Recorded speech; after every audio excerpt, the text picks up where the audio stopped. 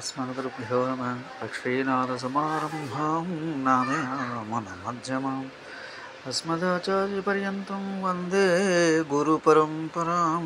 वसुदेवसुतं देवं कंसचाणूरमर्दनं देवकी परमानन्दं कृष्णं वन्दे जगद्गुरुं।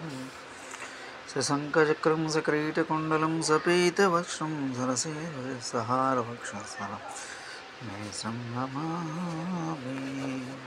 భగవద్బంధువులందరికీ నమస్కారం. ఈరోజు మన 16వ శ్లోకం విష్ణు సహస్రనామం. భోజనం భోక్త సవిష్ణు జగదాదిజ అనుగో జయోజేత విశ్వయోని పునర్వస్వం. భోజనం భోక్త సవిష్ణు జగదాదిజ అనుగో జయోజేత విస్మయోనిర్ పునర్వసు.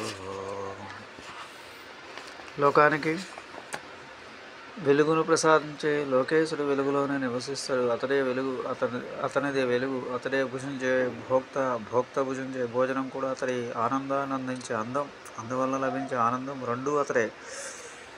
అందరు లభించినవాడు కాబట్టి అన్నిటినీ సమీపించే మహనీయుడు, ప్రపంచానికి మూలకారకుడు. పాపానికి అతను పొత్తు కుదరదు.